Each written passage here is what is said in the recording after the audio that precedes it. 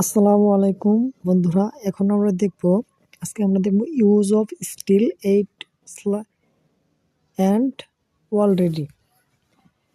প্রথম আমরা দেখব স্টিলের ব্যবহার। স্টিল অর্থ এখন পর্যন্ত, হ্যাবোধক বাক্য বা কোনো কাজ এখনো চলছে বোঝালে স্টিলের ব্যবহার হয়।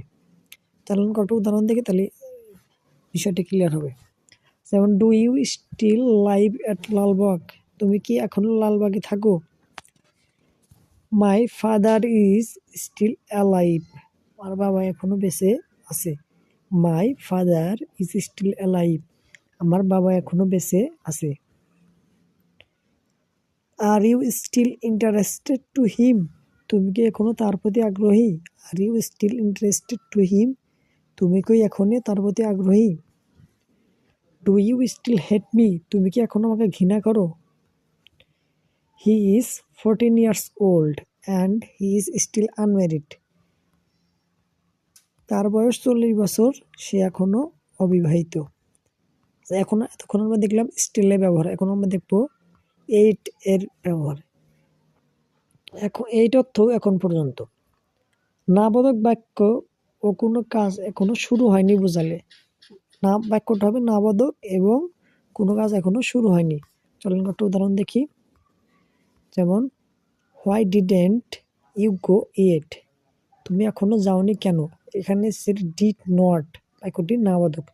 নাবোধক বাক্যে ব্যবহার করা যাবে ইয়েট ব্যবহার করলে বাক্যটা এমনিতেই নাবোধক হয়ে যায়। যেমন, হ্যাভেন্ট ইউ স্লেপ্ট এইট? তুমি এখনো ঘুমাওনি। Haven't you slept yet? তুমি এখনো ঘুমাওনি। I haven't finished it yet? আমি এখনো এটা সম্পন্ন করিনি। তাহলে হ্যাভ নট আছে এই জায়গাতে, নাবোধক বাক্য। He didn't buy a phone yet? সে এখন একটা ফোন কিনে নাই। He didn't buy a phone yet? সে এখন একটি ফোন কিনেনি। এখন আমরা দেখব অলরেডি এর ব্যবহার। কাজ ইতিমধ্যে শেষ হয়েছে। কাজ ইতিমধ্যে শেষ হয়েছে এমন কোনো ক্ষেত্রে আমরা অলরেডি ব্যবহার করতে পারি। আমি ইতিমধ্যে বইটি পড়েছি, তাহলে I have already read the book. আমি ইতিমধ্যে বইটি পড়েছি। তুমি কি এর মধ্যে দুপুরে খাবার সেরে ফেলেছো? তাহলে did you already have your lunch? Did you already have your lunch? তাড়াতাড়ি করো, আমি দেরি করে ফেলেছি। Be quick, we are already late. আমরা দেরি করে ফেলেছি।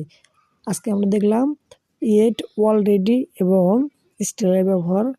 আপনারা যদি এই ধরনের ভিডিওটা চান অবশ্যই আমাদের চ্যানেলটি সাবস্ক্রাইব করবেন। আসসালামু আলাইকুম।